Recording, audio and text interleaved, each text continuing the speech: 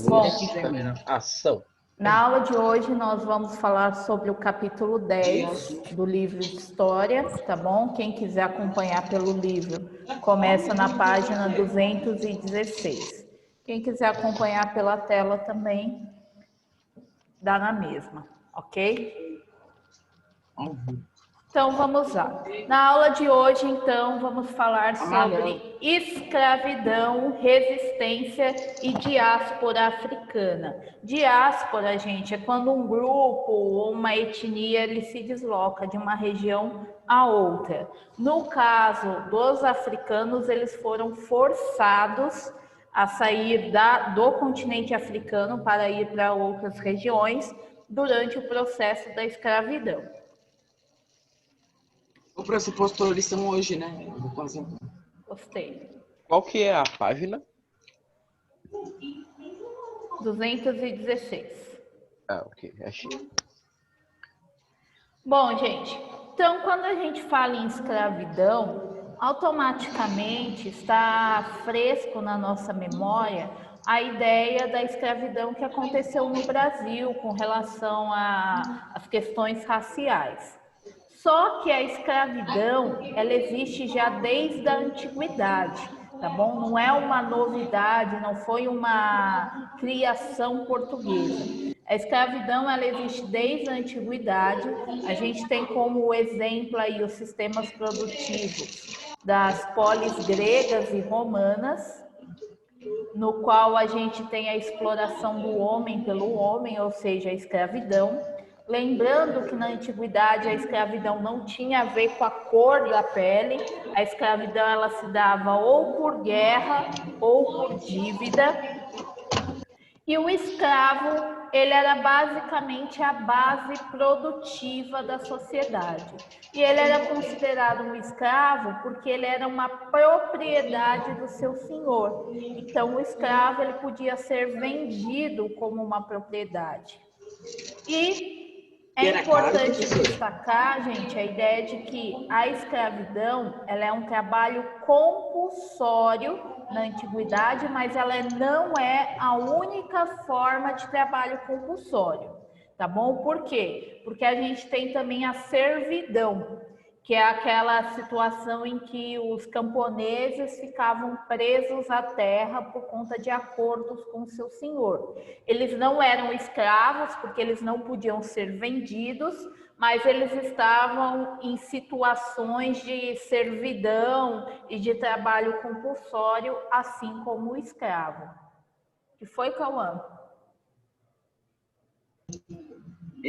Era muito caro para vender eles? O valor do escravo variava de acordo com a idade, a qualidade física do escravo, a saúde. Então, tinha uma série de situações.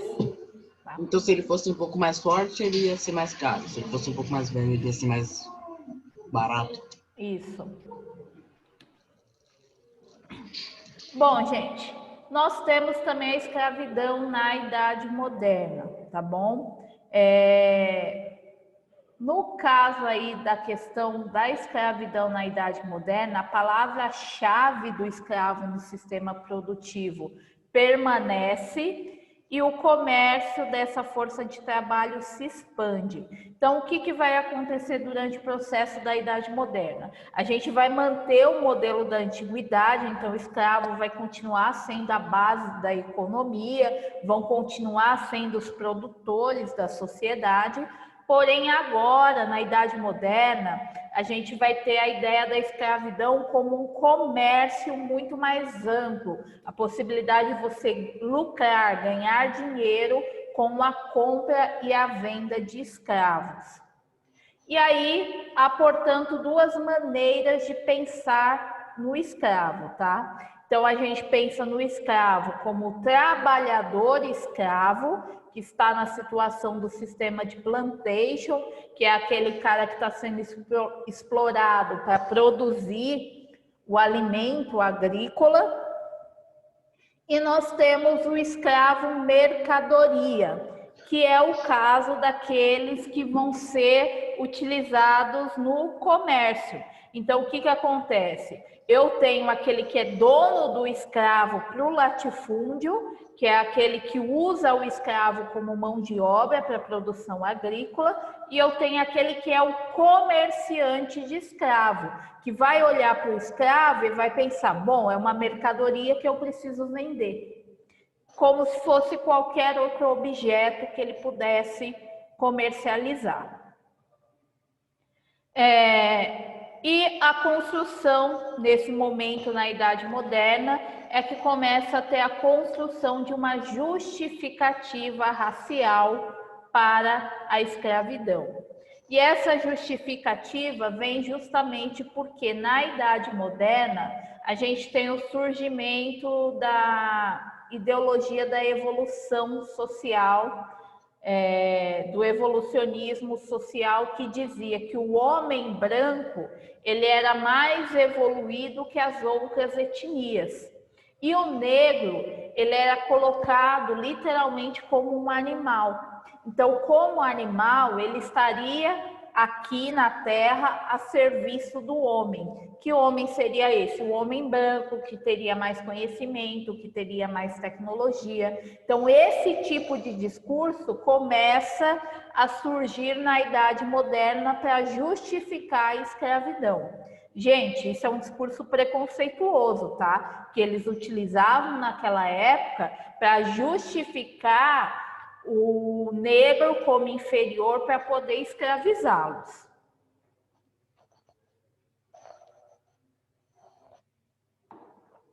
Só que para aqueles que pensam que a escravidão acabou, muitos se enganam, porque a gente tem escravidão também na atualidade, no mundo contemporâneo. Conhecido como tráfico humano.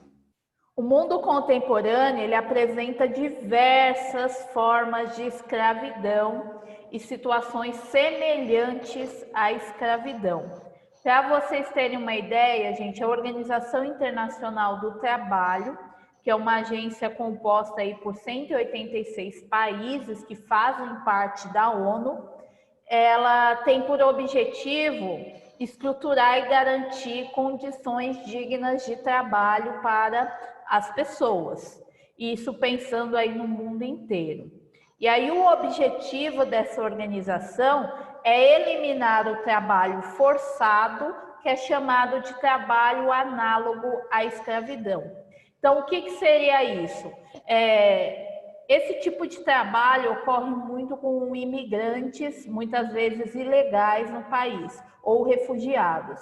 Então, a pessoa entra num determinado país buscando melhores condições de vida, e aí as grandes empresas se aproveitam de que essas pessoas não têm documentação e começam a explorar o trabalho dessas pessoas. Então, coloca elas para trabalhar mais de 16 horas por dia, recebendo 50 centavos o dia, por exemplo. Então, isso é um trabalho análogo à escravidão. Por quê? Porque é uma forma de exploração da mão de obra. No caso do Brasil, a existência desse tipo de trabalho ela só foi reconhecida em 2005. Ele sempre existiu, mas só foi pesquisado e estudado sobre isso em 2005. E o número oficial daquela época era que no Brasil havia 25 mil trabalhadores em situações de escravidão. A maioria desses trabalhadores está na zona rural, que é justamente na exploração aí do trabalho dos camponeses. Então, a gente tem principalmente pessoas que cortam cana, que eles são extremamente explorados. Então, tem pessoas que recebem 25 centavos para cortar tantos hectares de produção de cana. Então, é uma forma de exploração, é uma forma também de escravidão. Então, as pessoas acham que porque está pagando não é escravidão, mas aí é um erro muito grande. Por quê? Porque Porque às vezes a pessoa está pagando, mas ela não está pagando pelo que o cara realmente está produzindo, pelo que o cara está fazendo, e ele está fora de todas as organizações e leis trabalhistas. Isso é uma forma próxima do que seria a escravidão. Bom, gente, e aí alguns fatos para vocês sobre o trabalho escravo no Brasil em situações atuais, tá? Nós temos o trabalho análogo à escravidão, que é o nome dado a formas de escravidão atuais, contemporâneas. Isso inclui, além do trabalho forçado, a servidão por dívidas, impedimento de sair do local de trabalho, jornadas exaustivas e em condições degradantes. Para vocês terem uma ideia, por exemplo, de um trabalho escravo, a gente pode citar, no caso, a prostituição, no qual você tem aí uma mulher que é forçada a trabalhar para um determinado indivíduo e ele fica com toda a renda, com tudo que ela ganha. Isso é uma forma de escravidão. A gente tem também servidão por dívida, pessoas que são forçadas a trabalhar para outras porque estão devendo. A gente tem também a situação de pessoas que são impedidas de sair do local de trabalho. Então, eu estava vendo uma reportagem semana passada de pessoas que vão para um determinado país para trabalhar como empregadas domésticas, e aí o que o patrão faz? O patrão confisca o passaporte dessa pessoa para que ela fique presa e aceite qualquer condição de trabalho. Então ele pega a documentação daquela pessoa e aquela pessoa fica impedida de sair daquele país. E, inclusive, eles têm até comércio de empregadas domésticas, porque eles têm a posse da documentação delas. Então, eles vendem esse documento para outra família e ela é obrigada a ir trabalhar em outra casa. Então, isso também é uma situação de escravidão. E aí nós temos as leis que envolvem toda essa situação, tá? As penas para o trabalho escravo vão de multas e prisão e até mesmo a expropriação de terras, mas essa última pena aí nunca foi aplicada no Brasil. A maioria das vezes as pessoas acabam saindo impunes. Empresas envolvidas entram na lista suja e ficam impedidas de pegar empréstimos em bancos públicos, entre outras repartições. Porém, também existe sempre o jeitinho brasileiro e essas empresas acabam conseguindo por fora. De 2003 a 2018, foram resgatados 45.028 trabalhadores em situação de trabalho forçado no Brasil, gente. Esses foram os que foram resgatados. Imagine as pessoas que ainda estão nessa situação. E o maior número de casos ocorrem nas áreas rurais, principalmente na pecuária e na produção aí açucareira. Bom, gente, voltando um pouquinho para a escravidão histórica do continente africano, a gente tem a escravidão pré-moderna, tá? Que acontecia no continente africano. Então, antes do século VII depois de Cristo, conforme ocorreu o início do processo islâmico no continente africano, começou a ter também a troca de escravos por riquezas. Então, o que acontece, gente? No continente africano já havia escravidão, tá bom? Não foram os portugueses que criaram a escravidão lá, não.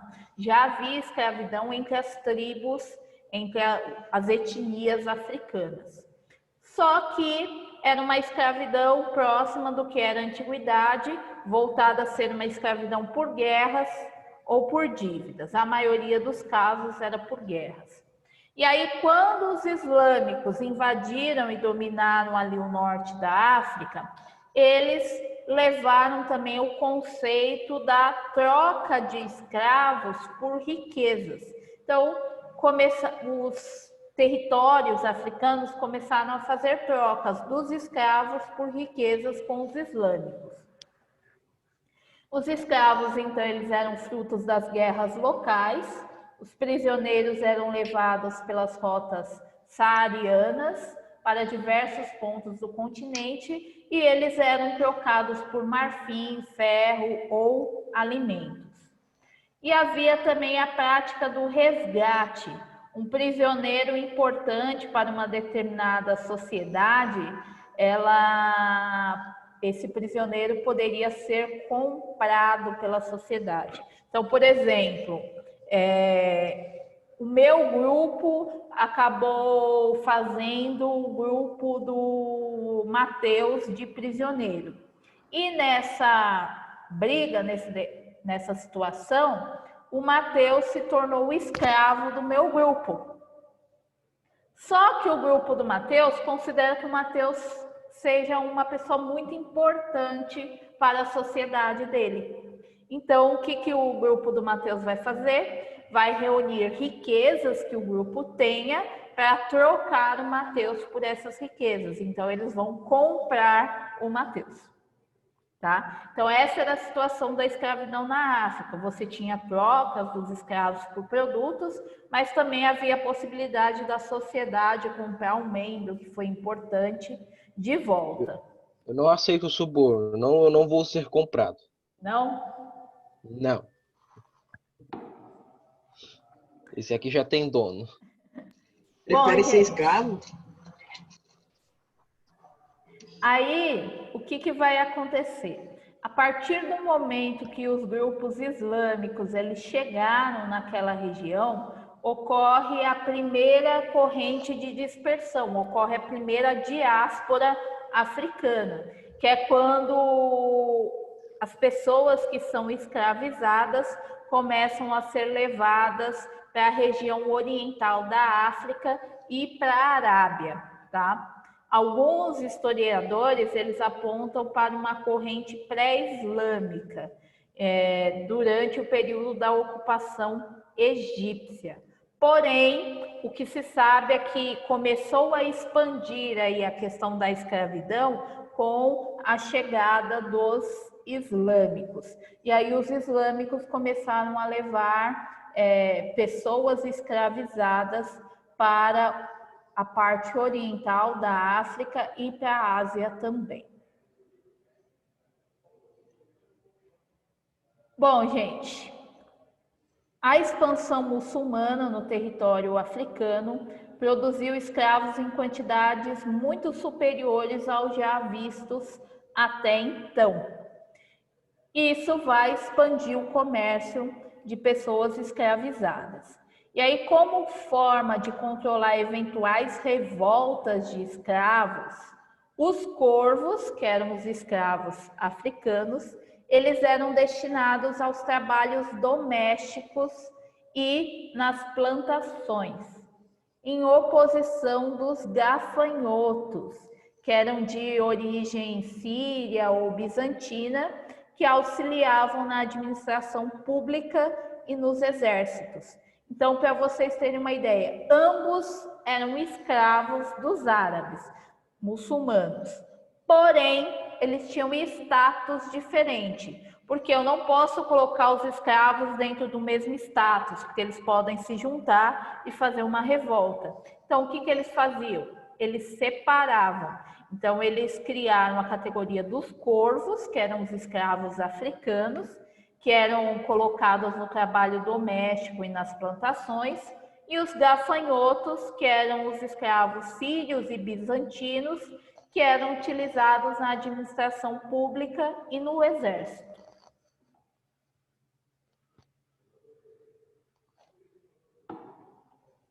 Bom, aí veio, anos depois, no século XV, a escravidão e o eixo atlântico.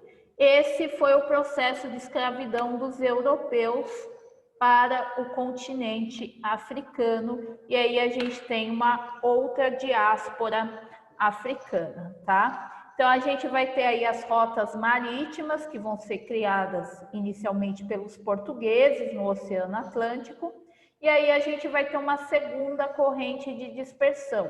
Então o escravo ele vai se tornar rapidamente uma mercadoria importante, fundamental no comércio, e vai atingir a Europa, a África e a América.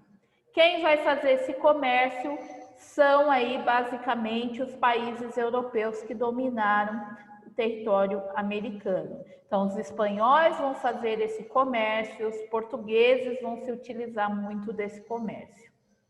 Houve aí um total de 4 fases distintas do comércio e tráfico de portugueses e escravos africanos. Então a gente tem 4 fases da escravidão proposta pelos portugueses na África. Proposta não, né? Imposta mesmo.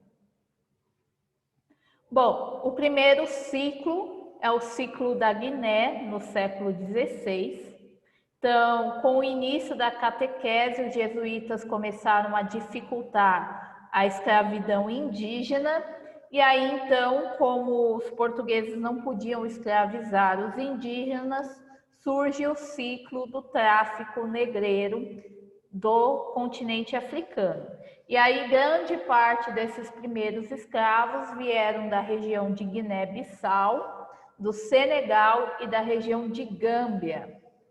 Os escravos, esses primeiros escravos, eles foram absorvidos e utilizados na produção de cana-de-açúcar.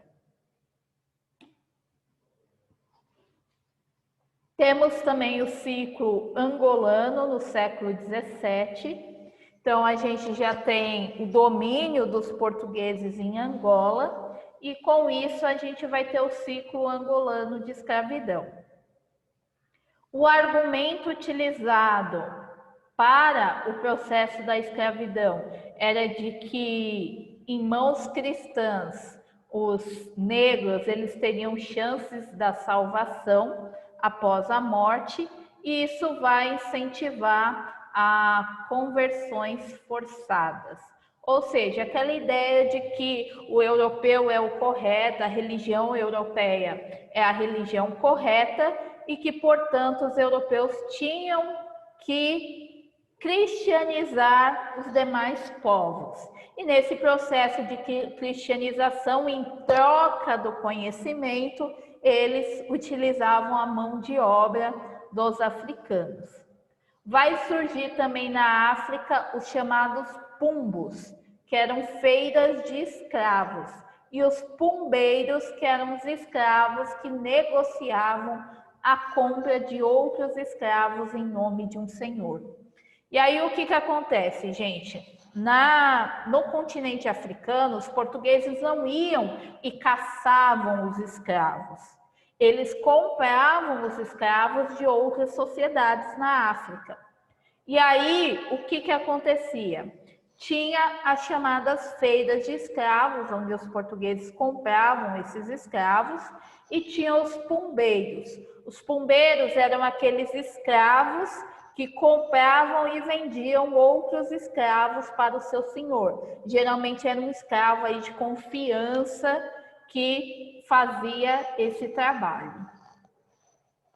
Nós temos também o ciclo Benin e Daomé no século XVIII até 1815. Neste último ciclo colonial foram trazidas as principais etnias para o território brasileiro, que é a etnia Iorubá, a etnia Jeje e a etnia Mina.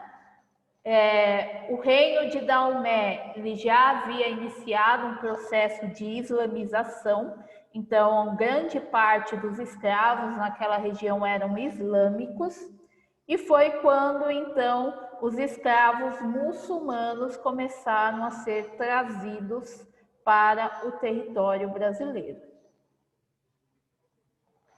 Bom, e aí o que vai acontecer? Esse tráfico de escravos vai diminuir com o ciclo de repressão inglesa ao tráfico, que vai ocorrer no século XIX, entre 1815 e 1850. Por quê? Porque a Inglaterra havia passado pela Revolução Industrial e a Inglaterra precisava ampliar o seu mercado consumidor. Então, o que os ingleses fizeram? Começaram a pressionar para o fim da escravidão. Então, quando a família real portuguesa veio para o Brasil, a Inglaterra já estava pressionando Dom João VI para o fim da escravidão. Só que brasileiro, sabe como é, português, brasileiro, bom de papo, ficou enrolando os ingleses por muito tempo. E aí, durante essa pressão, em 1850, o Brasil criou a Lei Eusébio de Queiroz, que proibiu o tráfico negreiro no Brasil. Porém, essa lei, gente, é o que a gente fala que é uma lei para inglês ver. Por quê? Porque essa lei existia, porém não havia nenhuma punição para quem descumprissem a lei. Então, havia o tráfico de escravos, essa lei proibiu o tráfico de escravos, porém, se o traficante conseguisse trazer o escravo, ele não era punido. Então, era uma lei para inglês ver, somente para acalmar a pressão da Inglaterra.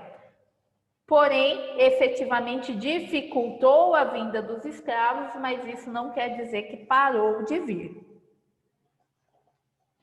Bom, gente, nós temos também a questão da opressão. A escravidão, ela tem a ver diretamente com a opressão. Ao longo aí dos séculos 16 e 19, o escravo ele foi praticamente as mãos e os pés de todo o sistema de produção brasileiro, não só brasileiro como americano. Eles foram utilizados aí na produção de cana-de-açúcar, na exploração de jazidas de ouro, na produção do café. Então, eles foram utilizados em diversas atividades. Os escravos, eles também estavam presentes na pecuária, nas atividades portuárias, em tarefas domésticas e também na produção artística. Só que quando você fala em escravo, as pessoas imaginam somente os negros. Porém, é importante ressaltar que os indígenas, eles também foram escravizados. Para vocês terem uma ideia, o índio ele era conhecido como o negro da terra. E vão ser justamente os índios que vão inaugurar o sistema escravista na América. Só que o que acontece? O índio conhecia mais o território, não aceitava muitas vezes a opressão, e como ele conhecia o território, ele tinha mais facilidade para fugir. E aí vem a grande questão: por que a escravidão indígena foi substituída pela africana? Primeiro, o comércio de escravos africanos era extremamente lucrativo. Então, era bom para o comerciante ter escravo africano. Outro, o projeto de expansão de Portugal e da fé do cristianismo. Então, o que acontece? Os indígenas, por terem uma cor mais parecida com os brancos, eles foram considerados filhos de Deus. E a igreja, então, proibiu a escravidão indígena. Então, você podia utilizar a mão de obra indígena desde que você se responsabilizasse por cristianizar esses nativos. Outra coisa, os indígenas, eles resistiram muito ao trabalho escravo nas lavouras. Por quê? Porque na visão indígena, quem trabalhava na lavoura eram as mulheres e os homens trabalhavam na caça. Então, quando os portugueses começaram a forçar os homens a trabalhar nas lavouras, eles não aceitaram essa situação e fugiram. E nós temos também o fato de que muitos indígenas morreram por conta das doenças trazidas pelos europeus. Então, era necessário mais mão de obra e foram buscar, então, na África.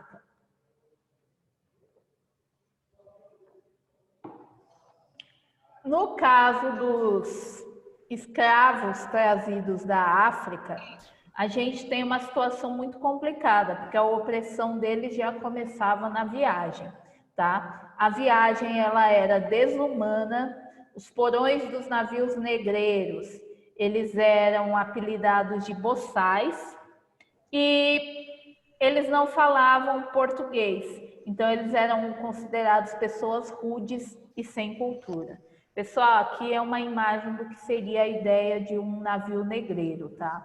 Eles colocavam os escravos acorrentados nos porões do navio. Esses escravos, muitas vezes, eles não tinham a mesma língua, porque eram de grupos diferentes. Eles ficavam acorrentados, o alimento era jogado para eles nesses porões. Ali, naqueles porões, eles faziam as suas necessidades. Então ficava um odor horrível. Tinham pessoas que morriam ao longo da viagem e eles só descobriam que alguém estava morto quando o cheiro já estava insuportável na embarcação. Então, se já estava insuportável para as pessoas que estavam em cima, imagina para as pessoas que estavam ali naquele local embaixo. Então, era uma situação extrema no qual eles eram levados de uma região para outra. E aí nós temos, então, aqueles escravos que não falavam português, que eram considerados rudes e sem cultura, e quando o escravo aprendia a língua, era considerado já inserido dentro da sociedade, eles eram chamados de ladinos, tá? Os ladinos eram aqueles que faziam a comunicação entre os senhores e os escravos recém-chegados. Quando o escravo chegava aqui no Brasil, eles iam para as feiras de escravos. E aí eles viam a qualidade do escravo e o valor do escravo da mesma forma que eles julgavam os animais. Já viram alguém comprando e vendendo cavalo? Eles olham os dentes. Eram assim que os escravos eram vendidos. Então, eles olhavam os dentes. Se o escravo tinha bons dentes, significa que ele tinha uma boa saúde. Então, o valor dele era maior do que aqueles que tinham dentes podres. Outra questão também é que uma vez que o escravo ele era comprado, ele era marcado a ferro e fogo como se fosse um gado, para falar que ele pertencia a um determinado senhor. Ou seja, eles eram tratados literalmente como animais. Só que eles não ficavam de braços cruzados, gente. Os escravos, eles não aceitaram a escravidão de forma nenhuma. Eles lutaram contra a escravidão e existiram diversas formas de resistência. Então, alguns escravos se suicidavam porque eles não aceitavam a escravidão, tentavam fugir. Então, eles faziam várias formas de tentar resistir àquela situação. E aí foi dentro dessa forma de resistência que foram formadas as chamadas comunidades quilombolas, os quilombos. Os quilombos eram comunidades de escravos fugidos que acabavam se agrupando para tentar sobreviver àquela situação. Então, eles eram assentamentos de escravos fugidos, em sua maioria. Alguns quilombos também tinham grupos indígenas que faziam parte de quilombos e poucos aí acabavam tendo homens brancos. O quilombo mais famoso no Brasil foi o Quilombo dos Palmares, que ele começou a se formar por volta de 1580. Durante aí as invasões holandesas, o Quilombo dos Palmares, ele cresceu muito porque vários escravos fugiram durante a invasão holandesa.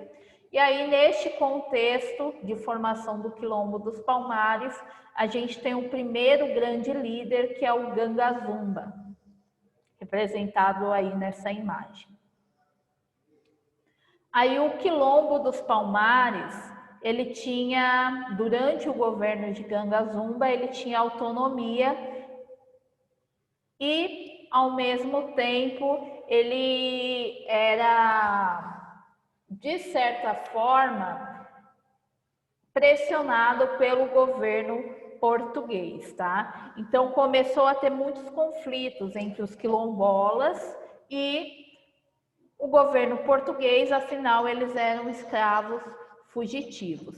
E aí foram feitos vários acordos de paz entre o Quilombo dos Palmares e o governo português. Um dos termos deste acordo prometia liberdade àquelas pessoas que nasceram dentro do Quilombo, e essa liberdade deveria ser reconhecida pela coroa portuguesa sobre a região de Palmares, tá? E aí o que acontece, gente? Quando falamos em quilombo, as pessoas imaginam, nossa, o quilombo era uma sociedade no qual os escravos lutavam para se libertar. Sim, mas havia escravidão dentro do quilombo, não se engane, tá? Porque o que acontecia? Aqueles escravos que fugiam das fazendas e iam até o quilombo, eles se tornavam homens e mulheres livres dentro do quilombo. Aqueles que eram resgatados, ou seja, os quilombolas tinham que ir na fazenda e acabavam resgatando esses escravos, eles se tornavam também escravos dentro do quilombo. Só que o trabalho escravo dentro do quilombo era muito mais ameno do que o trabalho escravo nas lavouras, tá? E durante esse processo de crescimento do quilombo, a gente vai ter uma crise sucessória por conta da morte do Gangazumba. E aí, durante esse período, essa crise, houve muita dissidência em Palmares. E aí ocorreu o surgimento, então, da figura de Zumbi. O que acontecia? O Gangazumba, ele conseguia negociar com a coroa portuguesa. Porém, após a sua morte, o Zumbi ele começou a ter uma postura extremamente taxativa e não aceitava a autoridade da coroa portuguesa de jeito nenhum. O Zumbi dos Palmares, ao contrário do Gangazumba, ele nasceu livre dentro de Palmares. Então, o Gangazumba, ele nasceu na África e foi trazido como escravo para o Brasil. Então, ele entendia todo o sistema da escravidão. O Zumbi não. O Zumbi, ele nasceu livre em Palmares. Então, ele não aceitava negociar com a coroa portuguesa. Então, o Zumbi, ele fazia parte de uma elite quilombola, porque ele era sobrinho do Gangazumba. E ele teve uma educação privilegiada, porque ele estudou português, ele estudou latim, ele era uma pessoa diferenciada. E aí, o que vai acontecer? O Zumbi, juntamente com os moradores do quilombo, mais a sua esposa, Dandara, eles vão lutar para proteger o quilombo dos Palmares. Isso vai gerar uma guerra, e nessa guerra o Zumbi vai acabar aí sendo assassinado, tá? E aí, gente, após a morte de Zumbi, Palmares vai ser destruído, tá bom? Dúvidas, medos, traumas, preocupações?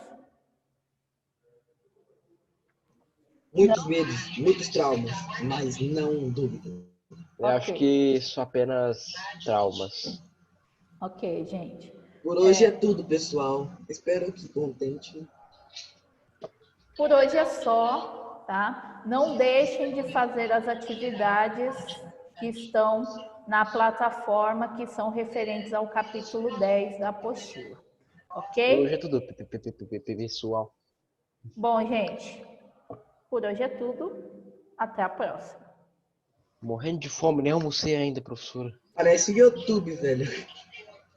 Não esqueçam de dar o like, compartilhar. Também, professora. Comenta aí. Deixa eu ver o que mandaram no chat. Tô doente. Inscreve no Ativa o canal. sininho, se inscreve se não for inscrito. É isso aí. Se E inscrevam no meu falando. canal. Inscreva-se. Roda a vinheta. Peraí, qual é o nome do canal, Aniele? Se inscrevam no meu canal. Qual é o seu canal? Curtam meus vídeos. Ah, tá. E roda a Achei. vinheta. Falou. Tchau, gente. Até a próxima. Eu vou almoçar. Tá. Que fome!